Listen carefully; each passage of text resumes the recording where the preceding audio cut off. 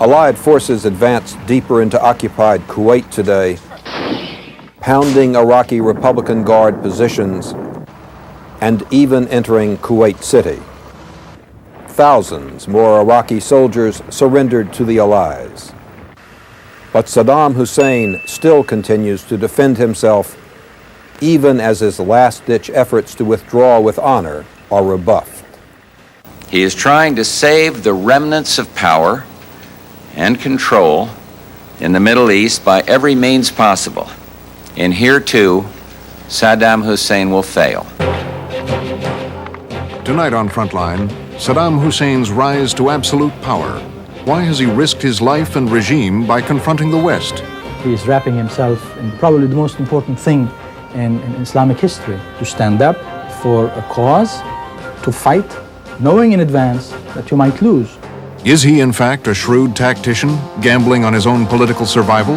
This man is the quintessential survivor. We must remember that. Tonight on Frontline, correspondent Haddon Carter examines the mind of Hussein.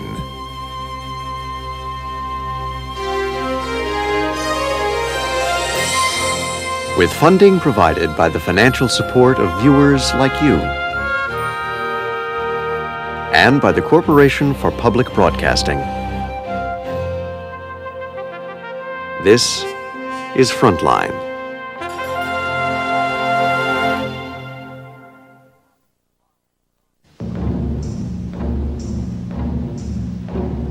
In Iraq, Saddam Hussein has been held in fear and adulation.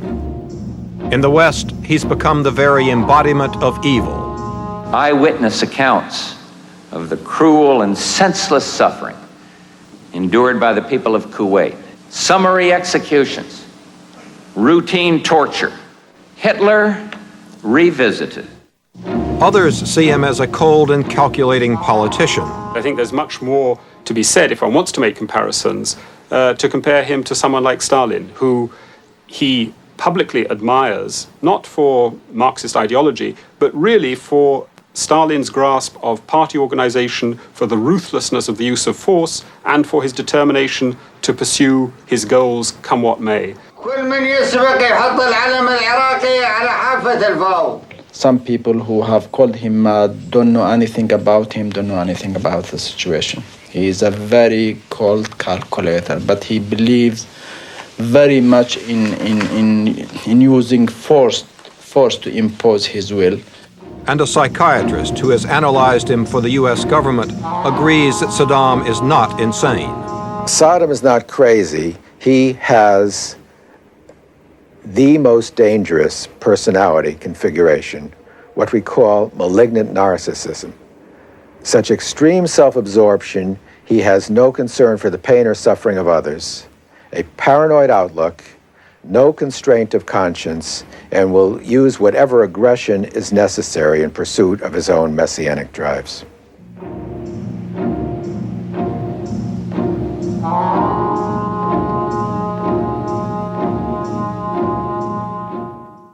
Good evening, I'm Haddon Carter.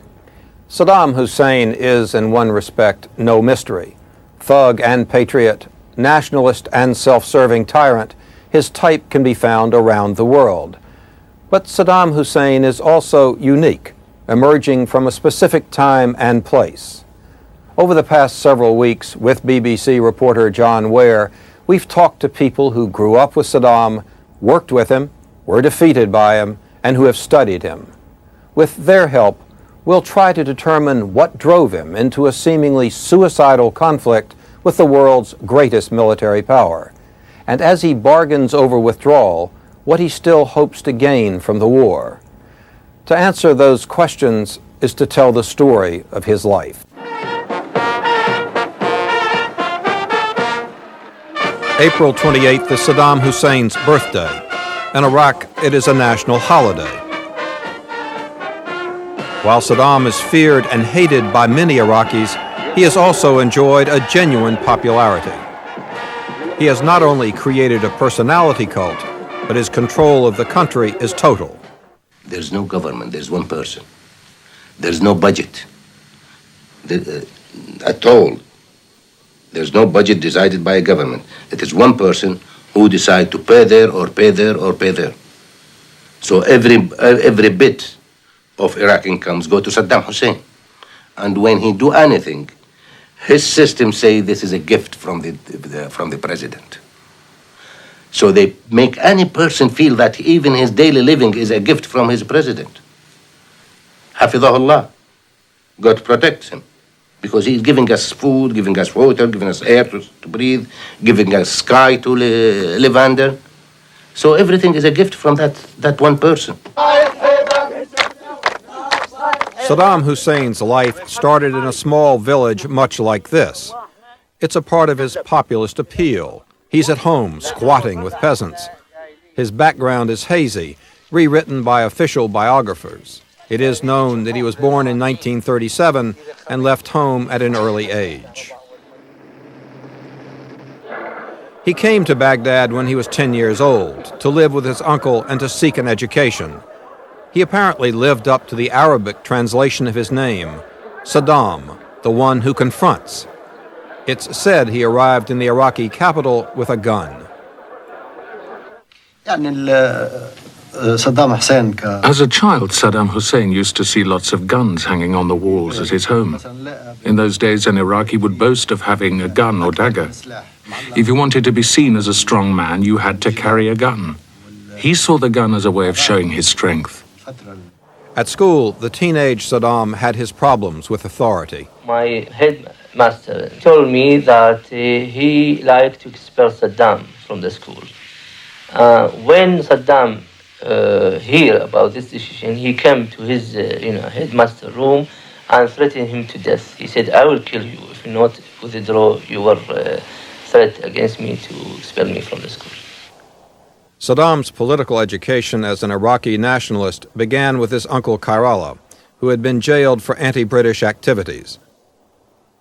He apparently also taught him about hate. Years later, Saddam would have printed and distributed one of his uncle's pamphlets. It was entitled, "Three Things God Should Not Have Created: Persians, Jews, and Flies." The main influence on Saddam's personality, I believe, the hatred against the West, which was in the 50s and 60s because of the creation of Israel, because of prevention of the Arab unity, because of the domination of the British on the whole area. This hatred is still there. Stretch across the map to Iraq. Another danger spot that Britain dealt with before it was too late. He was born into the cauldron of post-colonial rule in a land still controlled by Britain. After World War I, Britain had redrawn the maps of the Middle East, stitching Iraq together from several separate pieces. The British then granted Iraq independence, but installed a puppet king. In 1941, they put down a revolt against the monarchy. Iraq remained a prisoner of the West's will. In 1958, while Iraq's King Faisal was visiting Britain, another conspiracy to overthrow the monarchy was underway at home. The coup succeeded. Its leader was General Abdul Karim Qasim. One day after the coup, the U.S. sent troops to the Middle East.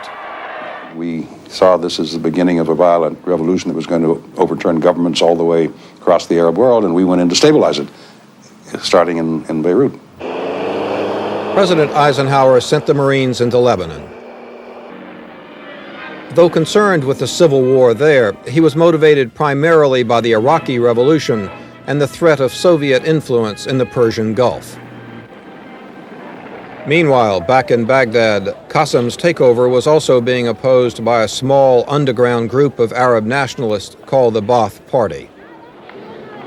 The Ba'ath Party in the 50s and even early 60s was a small party, but it has a wide, very wide support within the Arab people who were aiming to liberate the Arab countries, to unite them in one state, and to liberate Palestine.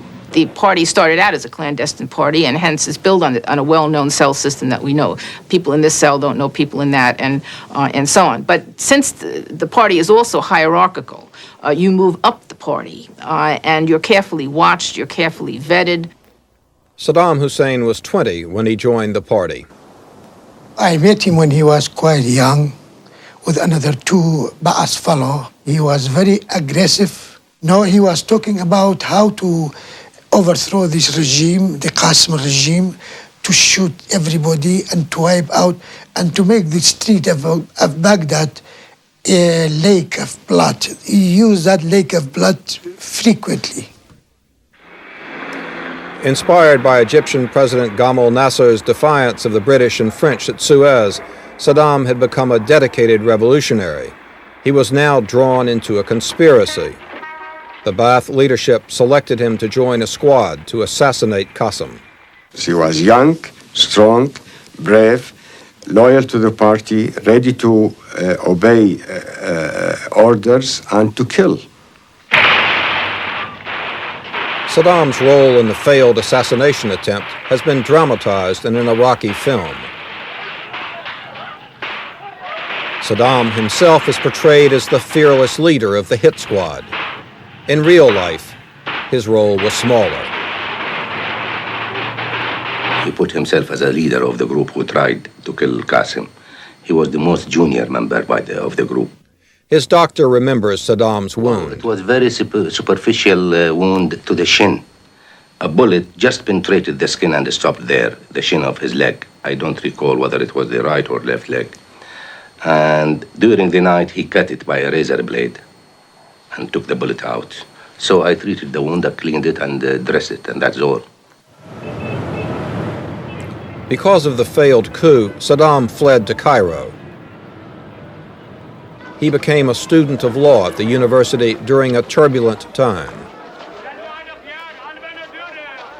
He apparently never finished a course, caught up instead in student politics, the Ba'athist party in exile, and in Egypt's own revolution under the charismatic Gamal Abdel Nasser. Nasser's pan-Arabism appealed to the young Saddam. Arab nationalists, and that would have included people of Saddam Hussein's age group, would have looked at President Nasser both as a savior and as a model for a future Arab leader. I would have thought it not only colored his thinking, but also it must have colored his aspiration for leadership. This coffee shop was a meeting place for Cairo's political activists in the early 1960s. As a young political refugee, Saddam amazed the owner by appearing to enjoy near diplomatic status. He was rowdy with the waiters, rowdy with the customers, and used to sit by the pavement and tease the girls. He behaved badly in many ways. Once he had a fight with some Yemenis. He brought in an axe and they hit each other. He had two Iraqis with him. They switched off the lights. They hit and injured each other, so I called the police. But the police sided with him because he was under Nasser's protection. Patrons, however, also recall him as a man who had the quality of a born leader. He had, they remember, a natural air of authority. We were in the cafe, and we had some quarrel outside the cafe. When we went,